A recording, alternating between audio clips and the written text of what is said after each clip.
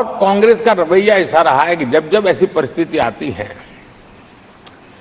तो दलित को, पिछड़े को ही ये मार झेलनी पड़ती है और वो परिवार बच निकल जाता है। इसमें भी यही नजर आ रहा है। इन दिनों आपने देखा होगा लोकसभा में स्पीकर के चुनाव का मसला हुआ, उसमें भी पराजय तो तय थी, लेकिन आगे किसको किया? तो एक दलित को बड़ी चलाने के लिए खेल खेला उन्होंने। उनको मालूम था कि वो पराजित होने वाले हैं, लेकिन उन्हीं को आगे किया। राष्ट्रपति उपराष्ट्रपति पद के चुनाव थे तो 2022 में उन्होंने उपराष्ट्रपति पद के लिए सुशील कुमार शिंदे जी को आगे किया, उनको मरवा दिया। दलित मरे, उनका कुछ जाता नहीं है। 2017 में हार तय थी तो उन्होंने मीरा कुमार को लगा दिया, पराजय हुआ, उनको पराजय झेलना पड़ा।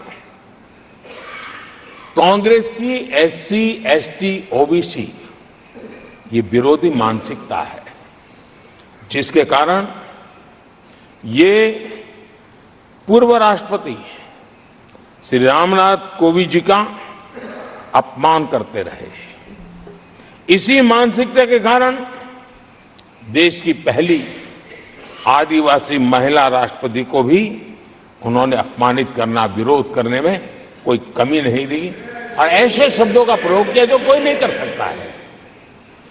आदरणीय सभापति जी, ये संसद, ये उच्च सदन सार्थक वाद विवाद संवाद और इस मनोमंथन में से अमृत निकाल करके देशवासियों देने के लिए है। ये देश का सबसे बड़ा मंच माना जाएगा। लेकिन जब मैंने कई वरिष्ठ नेताओं की बातें सुनी पिछले 2 दिन में, सिर्फ मुझे ही नहीं पूरे देश को निराशा हुई है। यहां कहा गया कि ये देश के इतिहास का पहला चुनाव था जिसका मुद्दा संविधान की रक्षा था। मैं जरा उन्हें याद कराना चाहता हूं, क्या अब भी ये फेक नैरेटिव चलाते रहोगे क्या आप भूल गए 1977 का चुनाव? अखबार बंद थे, रेडियो बंद थे, बोलना भी बंद था और एक ही मुद्दे पर देशवासियों ने वोट किया था, लोकतंत्र की पुनर्स्थापना के लिए वोट किया था। संविधान की रक्षा के लिए पूरे विश्व में इससे बड़ा कभी चुनाव नहीं हुआ है और भारत के लोगों की रगों में लोकतंत्र किस प्रकार से जीवित है वो 1977 के चुनाव ने दिखा दिया। लेकिन आप गुमराह कर रहे हो देश को। मैं मानता हूं कि संविधान की रक्षा का वो सबसे बड़ा चुनाव था और उस समय देश की विवेक बुद्धि ने संविधान की रक्षा के लिए उस समय सत्ता पर बैठे हुए लोगों को उखाड़ करके फेंक दिया था।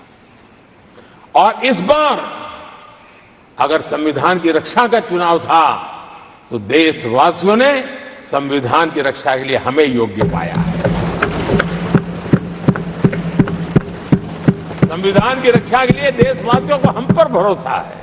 कहां अगर संविधान की रक्षा कोई कर सकता है तो यही लोग कर सकते हैं और देशवासियों ने हमें जनादेश दिया है। आदरणीय सभापति जी,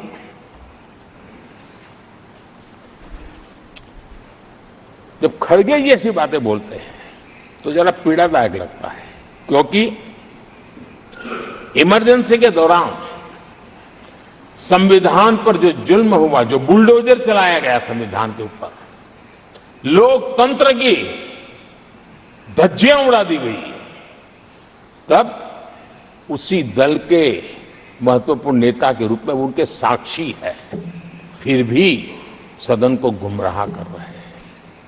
आदरणीय सभापति जी, आपातकाल को मैंने बहुत निकट से देखा है।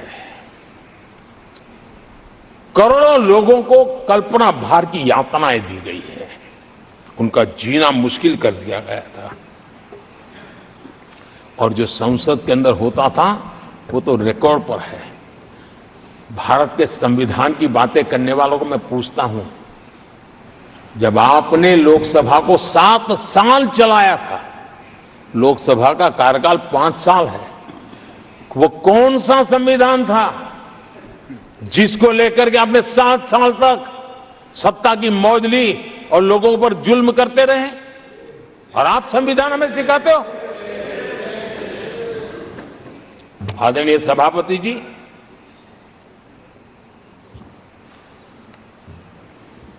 दर्जनों आर्टिकल्स पर,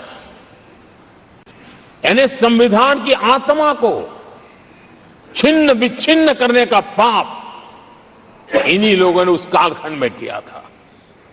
38वां, 39वां और 42वां संविधान संशोधन, और उस संशोधन में यानी मिनी कॉन्स्टिट्यूशन के रूप में कहा जाता था। ये सब क्या था? आपके मुंह में संविधान की रक्षा शब्द शोभा नहीं देता है। ये पाप कर करके आप बैठे हुए लोग हो।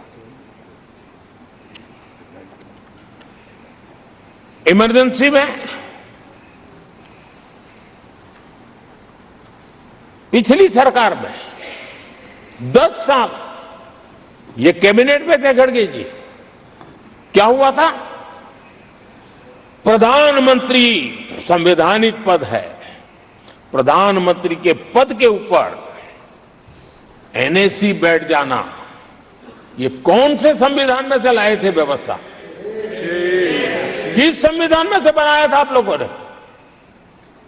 आपने देश के प्रधानमंत्री पद की गरिमा को चकनाचूर कर दिया था और रिमोट पायलट बनकर के आप उसके माथे पर बैठ गए थे। कौन सा संविधान आपको अनुमति देता है? आदरणीय सभापति जी, जरा ये बताएं हमको, वो कौन सा संविधान है जो एक सांसद को कैबिनेट के निर्णय को सार्वजनिक रूप से फाड़ देने का हक दे देता है? वो कौन सा संविधान था? किस हैसियत से बना गया था? आदरणीय सभापति जी, हमारे देश में लिखित रूप में प्रोटोकॉल की व्यवस्था है। राष्ट्रपति, उपराष्ट्रपति, प्रधानमंत्री, स्पीकर, सब कैसे कहां होते हैं? कोई मुझे बताएं कि संविधान की मर्यादाओं को तार तार करके प्रोटोकॉल में एक परिवार को प्राथमिकता कैसे दी जाती थी? कौन सा संविधान था? संवैधानिक पदों पर बैठे हुए लोगों बाद में, एक परिवार के लोग पहले। कौन सा संविधान की मर्यादा रखी थी आपने? और आज संविधान की बातें करते हैं, संविधान लहराते हैं, जय संविधान कहते हैं। अरे आप लोग तो India is Indira, Indira is India के नारे लगा करके जिए हो।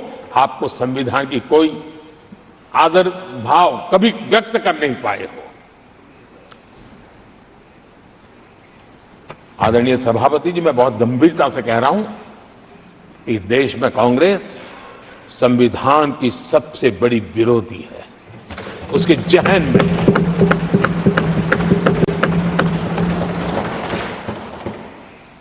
आदरणीय सभापति जी, इस पूरी चर्चा के दरमियान